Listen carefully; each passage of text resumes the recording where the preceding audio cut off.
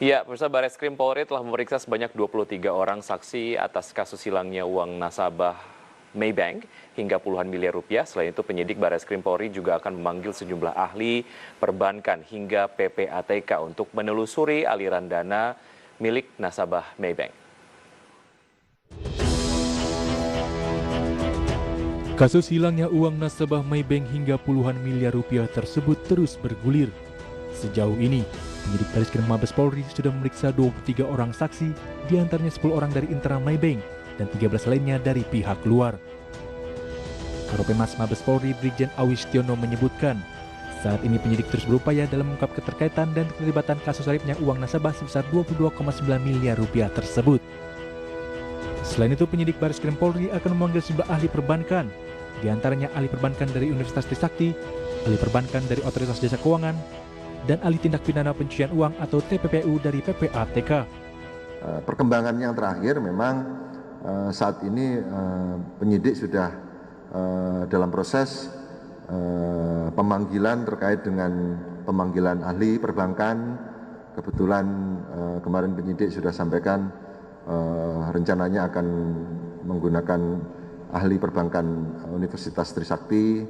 Kemudian penyidik juga ke depan juga akan melakukan pemanggilan dan pemeriksaan ahli perbankan dari OJK, termasuk juga ahli TPPU dari PPATK.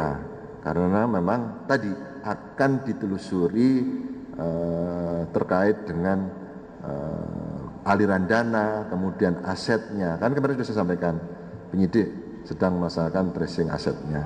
Berarti 23 kemarin yang udah diperiksa termasuk bapaknya si Winda ya Pak? Kenapa? Kemarin 23. Ya, sudah termasuk semua sudah banyak yang sudah kita periksa. Ya. Kalau korban itu pasti pertama kali itu. Sebelumnya kasus tersebut bermula dari laporan ke Barreskrim Polri atas nama Herman Lunardi terkait rekening anaknya bernama Winda Lunardi yang sekaligus atlet e-sport yang kehilangan uang di rekening Maybank miliknya senilai 22,9 miliar rupiah tersebut. Dari Jakarta, Rian Rahman, Tri Julianti, Jaka Setia untuk IDX Channel.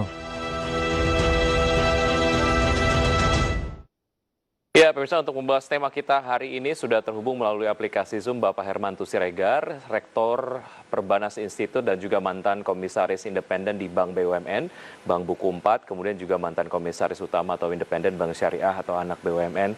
Selamat pagi Pak Hermanto. Selamat pagi Mas. Ya, terima kasih sudah bergabung di Market Review. Pak Hermanto, sehat selalu ya Pak?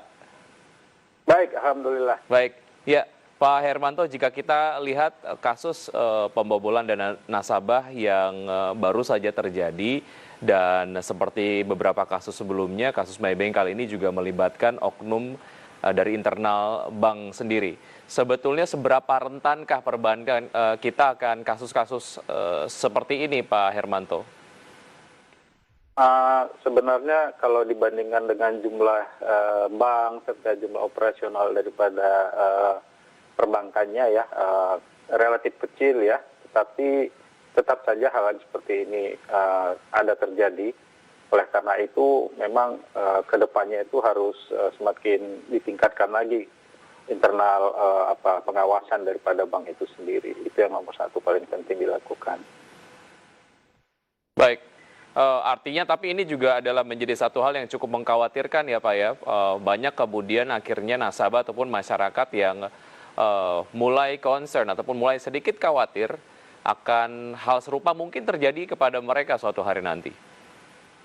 Ya, jadi kalau gambaran secara umumnya, maka saya katakan ini relatif sangat kecil ya jumlah cases ini kalau kita hitung dibandingkan dengan total transaksi yang ada, tetapi yang namanya manusia ya, di mana saja kan pasti ada saja penyimpangan-penyimpangan itu gitu. Jadi yang tadi saya sudah katakan bahwa dari pihak penyelenggara perbankannya ya, termasuk pegawainya itu harus dia akan menjadi lebih berhati-hati manakala katakanlah internal audit di setiap bank itu semakin gencar dilakukan. Artinya itu menjadi semacam deterrence bagi setiap pegawai bank untuk katakanlah apabila melakukan hal-hal yang tidak selayaknya untuk dilakukan.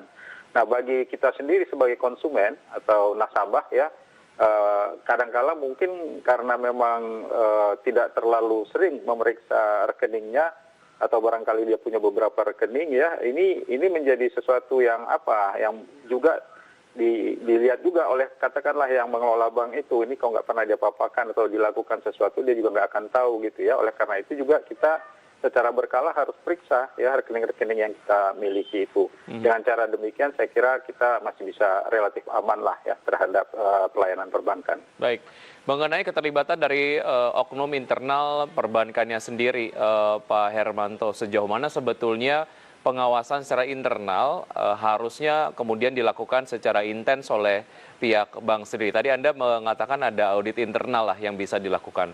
Adakah mekanisme lain yang bisa dilakukan untuk kemudian memastikan kredibilitas dari SDM perbankan sendiri? Ya, sebetulnya yang namanya perbankan itu ya, itu kan the most regulated industry ya. Bahkan pelaksanaan pelayanannya juga itu diatur tidak hanya, katakanlah kalau kita tidak hanya oleh OJK, tetapi juga seluruh dunia ya harus memenuhi standar atau protokol pelayanan yang sudah baku gitu ya, Basel ya dan sebagainya. Jadi bagi perbankan sendiri sebetulnya yang harus lebih concern terhadap hal itu. Katakanlah mungkin dia mempunyai jumlah kantor cabang ya atau kantor bank yang cukup banyak ya, tetapi kalau dia melakukan audit internal secara reguler maupun secara uji petik ya, didatangin secara tanpa diketahui, maka yang ada di setiap kantor atau kantor cabang pembantu itu mungkin akan lebih berhati-hati ya kalau mau melakukan segala sesuatu. Artinya itu menjadi deterrence bagi dia. Yang kedua adalah memang melakukan atau mencegah terjadi berbagai pelanggaran itu. Ada juga upaya yang bisa dilakukan yaitu dengan bantuan IT. Apabila semuanya sudah IT based, termasuk juga untuk pengawasan pengendalian, ya peluang-peluang untuk melakukan yang tidak baik seperti yang terjadi di Maybank ini mungkin akan kecil sekali. Baik, ya Pak Hermanto, adakah mekanisme assessment berkala yang dilakukan? Artinya gini, jika kemudian tadi Anda sampaikan bahwa ada semacam sidak lah ya yang bisa dilakukan kepada kantor-kantor cabang lah dari head office untuk kemudian memastikan apakah keseharian mereka kemudian sudah comply dengan peraturan-peraturan. Tapi secara mekanisme sebetulnya ada atau tidak sebuah mekanisme yang melakukan assessment terhadap SDM perbankan sendiri yang dilakukan secara berkala untuk memastikan kualitas dan juga kredibilitasnya ini betul-betul terjaga?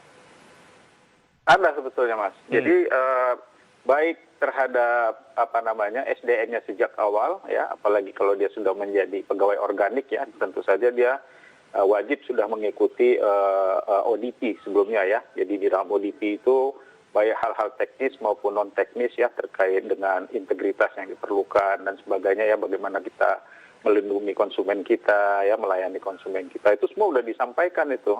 Tapi ya itu, manusia dalam perjalanannya kan mungkin saja dia lihat nih ada peluang atau tidak ada peluang. Nah untuk hal-hal yang seperti itulah tadi, maka yang namanya pemeriksaan ataupun pengawasan itu juga sebetulnya ada ya.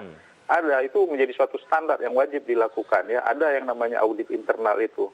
Bahkan di bank tertentu ada namanya resident auditor. Jadi auditor itu ditempatkan sekaligus dia di cabang-cabang bank tertentu. Itu untuk menghindari terjadinya hal-hal yang seperti tadi itu. Tapi tidak semua bank memang membuat resident auditor itu. Tapi mengenai bahwa setiap bank itu diawasi ya, diperiksa, itu ada. Cuman bagaimana auditornya itu ya, internal auditnya itu melakukan pemeriksaan. Nah itu yang menjadi masalah ya. Jangan-jangan dia hanya sepintas-pintas saja udah langsung ditandatangani aja berita acaranya. Nah yang seperti itulah Mas yang harus ditingkatkan ke depannya. Baik. Ya Pak Hermanto, seperti Anda tadi sampaikan, sebetulnya ada regulator, sudah ada regulasi yang mengatur ataupun mungkin mengawasi lah ya keseharian dari perbankan agar betul-betul comply terhadap peraturan-peraturan yang sudah dibuat. Kemudian juga dari internal perusahaan sendiri, dari perbankan sendiri, dari head office sudah kemudian melakukan assessment ataupun mungkin pengawasan dan juga evaluasi. Tapi hal ini masih kemudian terjadi, pembobolan dana nasabah yang melibatkan oknum internal dari sebuah bank. Adakah proses yang terlewat dari pengawasan-pengawasan yang dilakukan sehingga kemudian ini terjadi kembali? Ya, jadi kalau kasus yang 22 miliaran ini kan nampaknya memang kepala cabangnya sendiri terlibat gitu ya, atau mungkin juga sudah tersangka, saya kurang memahami itu. Tetapi yang jelas apabila pimpinan di kantor tersebut sendiri sudah terlibat di dalam fraud tersebut ya, itu memang berarti dia bisa bisa mengatasi berbagai hal tadi itu. Artinya pengawasan itu pun dia bisa langkahi, kira-kira seperti itu. Yang implikasi langsungnya adalah bahwa untuk bank tersebut ya sistem pengawasan dia harus bisa lebih ketat lagi. Katakanlah misalnya kantor cabang tertentu diperiksa ya, periksa yang benar gitu. Jangan gara-gara misalnya ini langsung dia berhadapan dengan pimpinan cabangnya, terus si pemeriksa itu seperti seperti tidak terlalu ketat ya dalam melakukan tugasnya. Jangan sampai seperti itu. Gitu. Baik, Pak Hermanto, saya sebagai orang yang cukup awam terhadap industri perbankan, saya ingin tahu seberapa strategis sebetulnya posisi kepala cabang dalam hal tata kelola dana nasabah sehingga hal ini terjadi, kasus pembobolan dana nasabah ya melibatkan kepala cabang. Sebetulnya kalau terkait dengan operasionalisasi daripada cabang ataupun cabang pembantu itu memang sepenuhnya di tangan daripada pimpinan tersebut ya. Tetapi terkait dengan compliance ya, dia tidak bisa itu melanggar walaupun hanya dari segi misalnya waktu ya, tiap sore atau dia harus menuliskan sesuatu misalnya ya, kemudian tidak dituliskan gitu ya, itu sebenarnya tidak boleh gitu. Jadi begitu ada salah satu saja protokol atau SOP itu yang dilanggar, sebetulnya dia sudah bisa dipersoalkan itu. Nah, kenapa sampai mungkin berulang beberapa kali? Itu saya kira mengindikasikan lemahnya ya pengawasan secara keseluruhan daripada perbankan tersebut ya, bank tersebut gitu. Baik, oke. Pak Hermanto, semakin menarik, kita akan lanjutkan usai jeda berikut ini, dan pemirsa tetap di Market Review, usai jeda kami akan segera kembali.